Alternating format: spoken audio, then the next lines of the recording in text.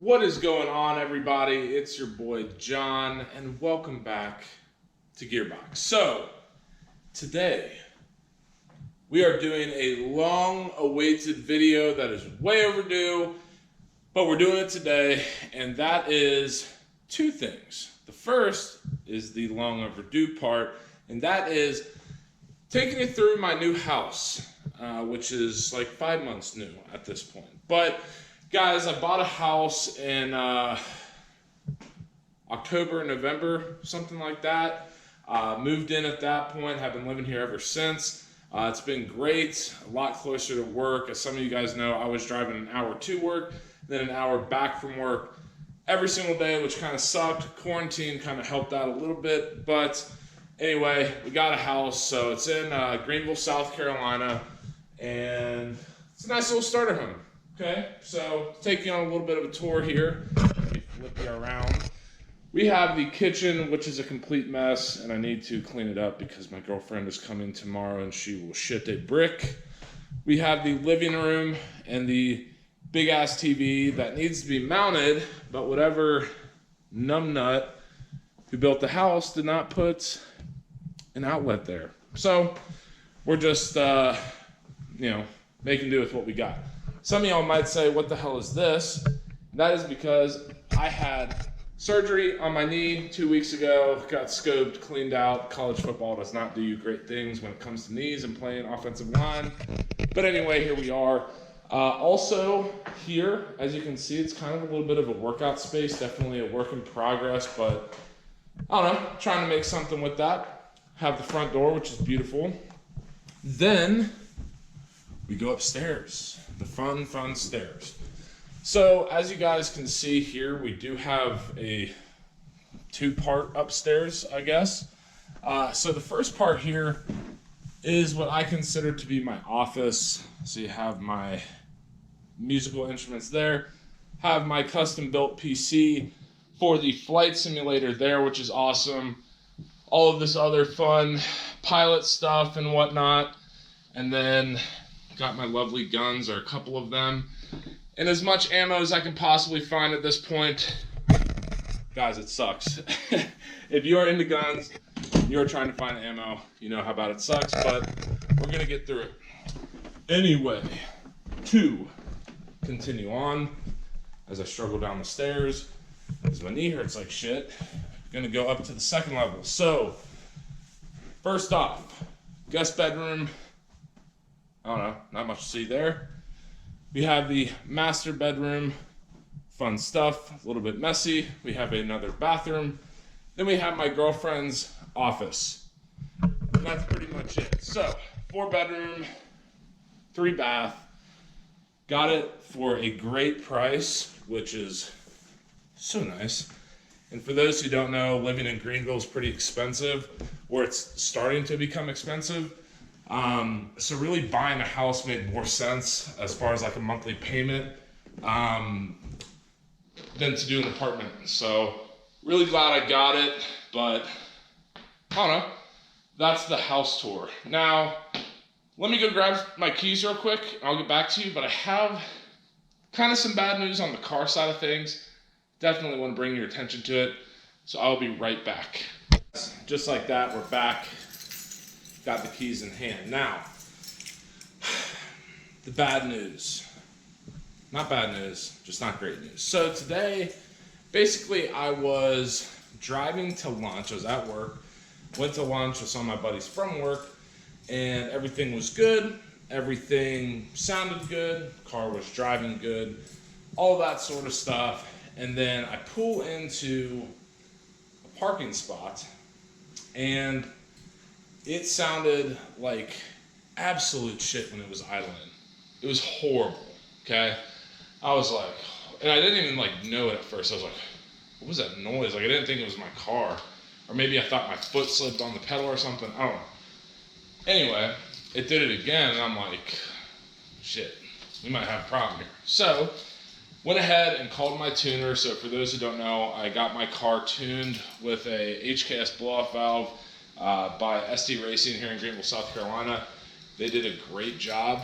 I came off the dyno with 320 horsepower with just a blow-off valve, cob access port. Obviously, the access port now just acts as an engine management system, not a tune because I pro-tuned it, and a axle-back exhaust. Apparently, my car was like blowing up forums and stuff for Subaru fans saying, there's no way you can make that much power with that. Well, god damn it, I did. Anyway, do a great job. So I call my tuner and say, hey guys, listen, this is what's going on. It idles like shit. It does not run bad otherwise. And the most important part here is that my cob access port was not throwing me any crazy shit on my dam or air fuel or even like the coolant and oil tank. Like all of that was fine, normal stuff. So I was like, okay, I didn't blow a motor. It's not rod knock. Call them and they're basically like, yeah, it doesn't sound like too big of a deal. Just bring it in and we will, run diagnostic checks and figure it out. So go there and they thought it was a vacuum leak, which it turned out not to be. They are, long story short, thinking that it is a O2 sensor that just went bad. So basically what is happening, I'm going to get a clip of it. It's not great to do, just let it shit out like that, but I'm going to do it for you guys. But basically, the O2 sensor, as they put it, was getting stuck on, basically it was leaning out the engine for whatever reason, and that's why it was just running rough. You'll hear it, it's like boom, boom, boom, boom, boom, and then the revs spike to like 2,000 RPMs. So they were saying it leans it out, and then when the air fuel ratio or the O2 sensor realizes it messed up, it spits a bunch of gas in there, and that's what causes the RPMs to spike. And it's this whole weird thing. But anyway, I'm going back tomorrow, getting the new O2 sensor put in. Hopefully, cross my fingers, hopefully that fixes it. Not 100% sure, but we're gonna roll with it. But anyway, I am going to bring in the car, start it, show you what it looks like on the RPMs. You'll definitely be able to hear what's going on, but I'm also gonna get an exhaust clip as well. So let's go ahead, get in the car, and I'll get it started, and then I'll get it rolling when it starts shipping out.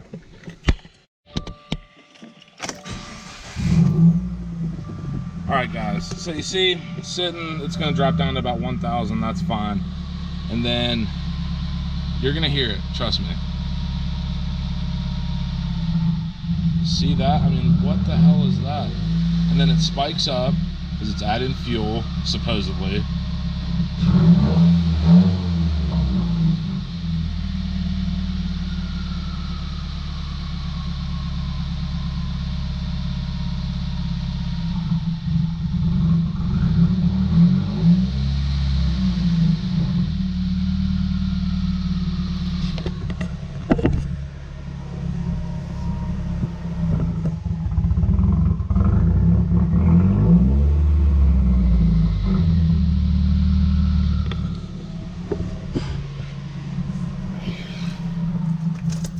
Okay, enough of that. Anyway, that's what's going on. Hopefully it is an O2 sensor. If not, I mean, they checked the vacuum lines, everything seemed fine, so it shouldn't be like that big of an issue. But, I mean, it sounds shitty, right? So, what are you gonna do? But let's go back inside because your boy's sweating and we'll finish out the video.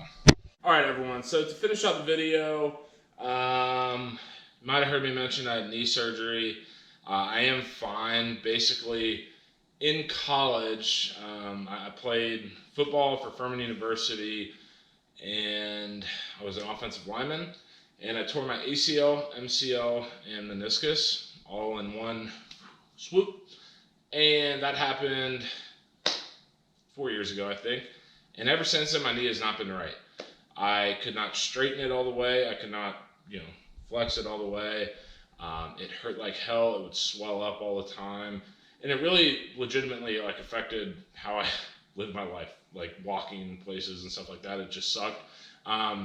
So I went ahead and had surgery. It was just a minor little procedure, just got scoped for those who are familiar with surgery stuff. And basically I had 2 meniscus tears. My patellar tendon was kind of fraying a little bit. I had a bone spur under my kneecap, which is probably why I couldn't extend my leg all the way. I had bone fragments floating throughout my knee and cartilage floating throughout my knee, along with just random scar tissue and stuff like that from the original surgery. It sounds like a lot. I guess it was, but I'm all good now. I'm 2 weeks out of surgery. I'm, moving my leg around. Knee's a little bit sore, but all in all, it's better than what it was previously. So no complaints on that end. So just wanted to clarify that, but really just wanted to give you guys a little bit of a life update, show you the house, show you the car, unfortunately. I swear to God, that O2 sensor better be fixed, because if not, I'm going to be a little bit worried, to be honest. But those guys over at SD Racing are a big help, really knowledgeable people. I think they're the only tuning company in the upstate with a 4-wheel dyno. So obviously Subarus are going to kind of be forced to go there. But really, really good people. If you are in the Greenville, South Carolina area, definitely hit them up, whether it's for just straight tuning, whether it's putting on parts. Like I said, they put on my HKS super sequential blow-off valve. I talked to them about doing a flex fuel kit in the future. Short throw shifter I'm planning on doing in a little bit here. So really anything and everything car related, especially Subarus. I know they do also do a lot of Dodge Chargers, like the Mopar stuff, as well as I believe like the Ford Focus stuff as well. They do a lot of stuff there, but regardless, just hit them up. Like I said, really nice people. They'll be able to steer you in the right direction and kind of go from there. But guys, really appreciate you tuning in once again to another episode of Gearbox. Gotta love it. Weather's starting to get a little bit nicer here. It's been raining for like 2 weeks straight, which sucks, but it's 75 degrees and sunny, and it is February 25th. So that's why you live in the South and not up north. But if you are from the North, that's fine.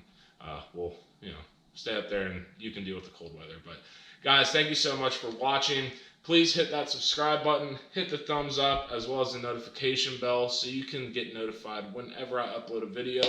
But until next time, peace.